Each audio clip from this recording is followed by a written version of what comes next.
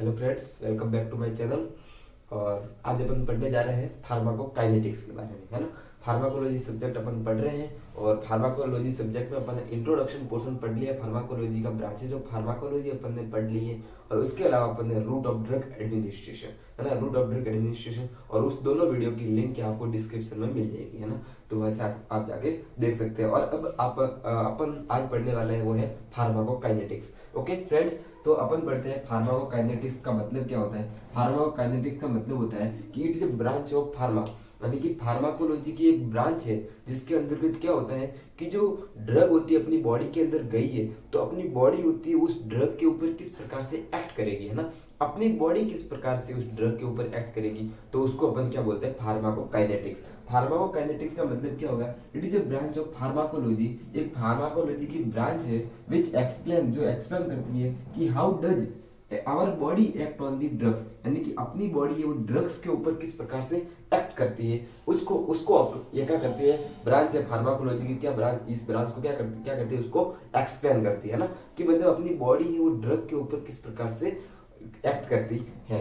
ठीक है, तो बहुत सारे मतलब मेनली अपन बात करें इसमें 4 एक्ट इंक्लूडिंग है ना। सबसे पहले क्या होगा, ड्रग अपनी बॉडी में गई तो उसका क्या होगा, एब्जॉर्प्शन होगा। सबसे पहले क्या होगा, उसका एब्जॉर्प्शन होगा। अपन ने सबसे पहले माउथ से, यानी कि इसमें 4 अपनी की क्या है, 4 स्टेज है। ठीक है, बहुत सारे क्या है, 4 स्टेज से होकर के अपनी जो ड्रग है वो अपनी बॉडी में अंदर क्या होगी, इफेक्ट दिखाएगी, है ना।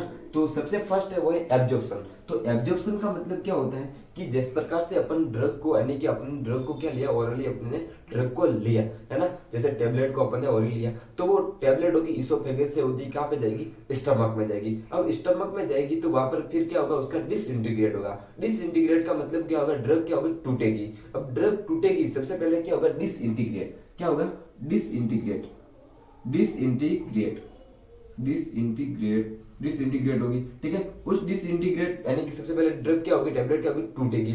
उस टूटने के बाद जब स्टमक में क्या होता है, एक्वस सॉल्यूशन होगा, उस सॉल्यूशन में क्या हो जाएगी, वो डिजोल्व हो जाएगी। तो ड्रग जो जो होगी वो टेबलेट वो क्या होगी, डिजोल्व हो जाएगी, यानी कि डिजोल्यूशन बनेगा, यानी कि डिजोल्व होगी। अब ये डिजोल्व होने के बाद उसमें से कुछ अमाउंट ऑफ जो ड्रग होगी, यानी कि कुछ अमाउंट होगी, वो क्या होगी, स्टमक के थ्रू, ये सब किसमें हो रही, स्टमक में हो रही, ये प्रोसेस किसमें हो रही है, सब स्टमक में हो रही। अभी स्टमक में कुछ अमाउंट ऑफ ड्रग है वो क्या होगी, एब्जॉर्ब हो जाएगी, यहाँ से थोड़ी बहुत माइनर अमाउंट में क्या हो जाएगी, एब्जॉर्ब हो जाएगी। बाकी की क्या होगी, फिर आगे जाएगी और आगे कहाँ जाएगी, इंटेस्टाइन में जाएगी। और इंटेस्टाइन में मेजर पोर्शन का एब्जॉर्प्शन होता है, क्या होता है, मेजर पोर्शन ऑफ ड्रग्स का एब्जॉर्प्शन का होता है इंटेस्टाइन में। इंटेस्टाइन की जो सेल होती है, ठीक है, एपिथेलियल सेल, उसके थ्रू क्या होगा, उसका एब्जॉर्प्शन होगा मेजर पोर्शन का। तो इसको अपन क्या बोलेंगे, एब्जॉर्प्शन। ये क्या होगी, एब्जॉर्प्शन की प्रोसेस होती है। एब्जॉर्प्शन की प्रोसेस क्या, it is the first stage, it is the first stage of the pharmacokinetic in which a drug come into a drug,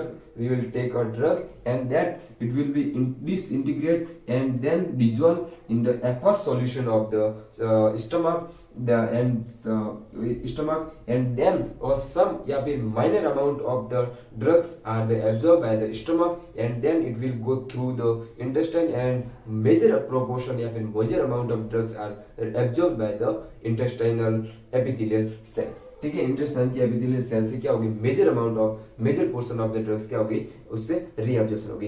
ये होगी रीअब्जॉर्प्शन, सर ये क्या हो गया, एब्जॉर्प्शन हो गया। अब इस एब्जॉर्प्शन के किसके थ्रू होता है एब्जॉर्प्शन, तो होता है एक मैकेनिज्म होता है। क्या मैकेनिज्म होता है, ट्रांसपोर्ट मैकेनिज्म। ट्रांसपोर्ट मैकेनिज्म का मतलब क्या, पैसिव और एक्टिव। जैसे पैसिव का मतलब क्या होता है कि हाई कंसंट्रेशन से लो कंसंट्रेशन की तरफ क्या होता है, उसका कंसंट्रेशन ग्रेडियंट के अकॉर्डिंग क्या होता है, ट्रांसपोर्टेशन होता है। और एक्टिव में क्या होगा, लो कंसंट्रेशन से हाई कंसंट्रेशन की तरफ। फिर वापस पैसिव में बहुत सारे होते हैं, डिफ्यूजन हो गया, ऑस्मोसिस, बहुत सारे होते हैं। तो उसके थ्रू क्या होगा, यानी कि ट्रांसपोर्ट मैकेनिज्म के थ्रू क्या होगा, उसका ड्रग का एब्जॉर्प्शन होगा। अब ड्रग एब्जॉर्ब तो हो गई, उसके बाद बहुत सारे फैक्टर्स होते हैं ना, बहुत सारे फैक्टर्स होते हैं, वो क्या करते हैं, उस ड्रग को अफेक्ट करते हैं ना, ड्रग को एब्जॉर्प्शन को अफेक्ट करते हैं, यानी कि फैक्टर्स अफेक्टिंग ड्रग एब्जॉर्प्शन। क्या होगी, हेडिंग क्या होगी, फैक्टर्स अफेक्टिंग ड्रग एब्जॉर्प्शन। ठीक है, फैक्टर अफेक्टिंग ड्रग एब्जॉर्प्शन, है ना, कि बहुत सारे फैक्टर्स होते हैं वो क्या करते हैं, उस ड्रग को एब्जॉर्प्शन को क्या करते हैं, अफेक्ट कर सकते हैं। ठीक है, ड्रग के एब्जॉर्प्शन को क्या करते हैं, अफेक्ट करते हैं। फैक्टर अफेक्टिंग ड्रग एब्जॉर्प्शन, ठीक है, एब्जॉर्प्शन को अफेक्ट करते हैं। तो मेनली अपन ने दो पार्ट में डिवाइड किया गया है। सबसे फर्स्ट पार्ट है वो क्या है, ड्रग रिलेटेड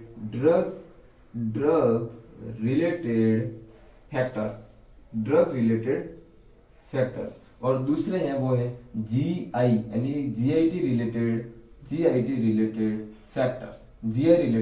फैक्टर्स, ठीक है। ड्रग रिलेटेड फैक्टर यानी कि बहुत सारे फैक्टर्स होते हैं, वो क्या करते हैं, ड्रग की एब्जॉर्प्शन को अफेक्ट करते हैं, ठीक है। उसमें है फर्स्ट है ड्रग रिलेटेड फैक्टर, और सेकंड अपन ने दो पार्ट में डिवाइड किया है, वो है GI related. Drug related factor का मतलब क्या होगा, यानी कि ड्रग से रिलेटेड फैक्टर्स हो गए, ठीक है। जैसे कि ड्रग पार्टिकल साइज होगी, यानी कि ड्रग की पार्टिकल साइज है वो बड़ी है, पार्टिकल साइज होगी, ठीक है। ड्रग की अगर पार्टिकल साइज बड़ी यानी कि ड्रग की साइज बड़ी है, पार्टिकल साइज बड़ी है, तो एब्जॉर्प्शन कम होगा।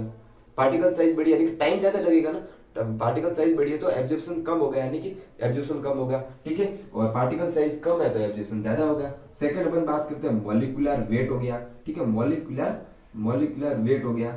सेकंड क्या होता है, मॉलिक्यूलर वेट। अगर मॉलिक्यूलर वेट, किसी ड्रग का मॉलिक्यूलर वेट ज्यादा है तो एब्जॉर्प्शन कम होगा। वेट ज्यादा है तो क्या होगा, एब्जॉर्प्शन कम होगा, ठीक है। अगर वेट कम है तो एब्जॉर्प्शन ज्यादा होगा, ठीक है। मॉलिक्यूलर वेट हो गया। उसके बाद क्या होता है, मेल्टिंग पॉइंट हो गया, है ना। क्या है, मेल्टिंग पॉइंट हो गया। मेल्टिंग पॉइंट का मतलब क्या होता है, क्वथनांक, यानी कि जिसपे क्या होती है, ड्रग्स वगैरह क्या होते हैं, पिघलना शुरू होती है, मेल्टिंग पॉइंट। तो अगर मेल्टिंग पॉइंट ज्यादा होगा तो एब्जॉर्प्शन क्या होगा, कम होगा। मेल्टिंग पॉइंट ज्यादा तो एब्जॉर्प्शन कम होगा, अगर मेल्टिंग पॉइंट कम है तो एब्जॉर्प्शन ज्यादा होगा, ठीक है। उसके अलावा अपन बात करें, अगर पीएच की बात करें, पीएच हो गई, या फिर आयन की बात करें, आयोनाइजेशन हो गया। अगर पीएच या फिर आयोनाइजेशन ज्यादा है, पीएच ज्यादा है, आयोनाइजेशन ज्यादा है, तो एब्जॉर्प्शन क्या होगा, ज्यादा होगा। आयन ज्यादा है तो एब्जॉर्प्शन भी ज्यादा होंगे, और अगर आयोनाइजेशन कम है तो एब्जॉर्प्शन क्या होगा, कम होगा। उसके अलावा नेचर ऑफ ड्रग्स, अगर इनकी ड्रग के नेचर के अकॉर्डिंग भी, नेचर ऑफ ड्रग का नेचर क्या है उसके अकॉर्डिंग भी ड्रग क्या होती है, अफेक्टिंग होती है एब्जॉर्प्शन। जैसे नेचर की बात करें तो लिपोफिलिक होती है, यानी कि लिपोफिलिक और लिपिडोफिलिक और हाइड्रोफिलिक। तो जैसे कि अगर लिपोफिलिक का मतलब क्या होगा, जैसे लिपिड में घुलनशील, और हाइड्रोफिलिक मतलब वाटर में घुलनशील। लिपिड में घुलनशील तो होती है जो ड्रग्स, उसका जो एब्जॉर्प्शन होता है वो ज्यादा होता है। क्यों होता है ज्यादा, कि जो सेल होती है उसकी जो सेल मेम्ब्रेन होती है वो कैसी होती है, फॉस्फोलिपिड बाइलेयर, यानी कि लिपिड की बनी होती है। तो लिपिड की बनी होती है तो लिपिड का एब्जॉर्प्शन ज्यादा होगा उस सेल के अंदर, है ना। लिपिड का एब्जॉर्प्शन क्या होगा, ज्यादा होगा। तो लिपोफिलिक जो ड्रग होती है उसका एब्जॉर्प्शन ज्यादा होता है एज कम्पेयर टू हाइड्रोफिलिक, है ना। समझ में आ गया होगा। तो ये क्या होते हैं, ड्रग रिलेटेड फैक्टर, मतलब पार्टिकल साइज अगर ज्यादा है तो एब्जॉर्प्शन कम होगा, अगर मॉलिक्यूलर वेट ज्यादा है तो एब्जॉर्प्शन कम होगा। मेल्टो ड्रग की बात करें, अगर लाइपोफिलिक ड्रग्स है तो उसका एब्जॉर्प्शन क्या होगा, ज्यादा होगा एज कम्पेयर टू हाइड्रोफिलिक। अब अपन बात करते हैं GI related factor. GI related factor का मतलब gastro intestine related factor. Gastro intestine related का मतलब क्या हो गया, जैसे सरफेस एरिया। अगर सरफेस एरिया की बात करें, सरफेस एरिया से मतलब हो गया कि जब अपन स्टमक है वो अगर एम्प्टी है ना, जब स्टमक क्या है, एम्प्टी है ना, स्टमक क्या है, एम्प्टी है, खाली स्टमक है, तो एब्जॉर्प्शन क्या होगा, कम होगा। एब्जॉर्प्शन क्या होगा, कम होगा।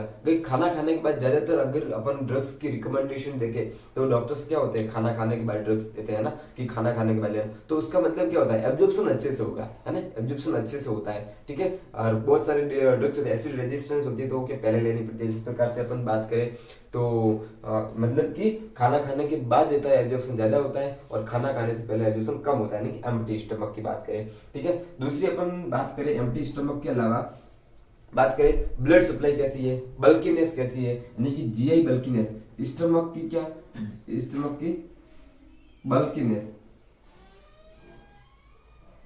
बल्कीनेस कैसी है। बल्कीनेस अगर ज्यादा है तो एब्जॉर्प्शन क्या होगा, कम होगा। अगर बल्कीनेस कम है तो एब्जॉर्प्शन क्या होगा, ज्यादा होगा। बल्कीनेस कम है तो एब्जॉर्प्शन ज्यादा होगा।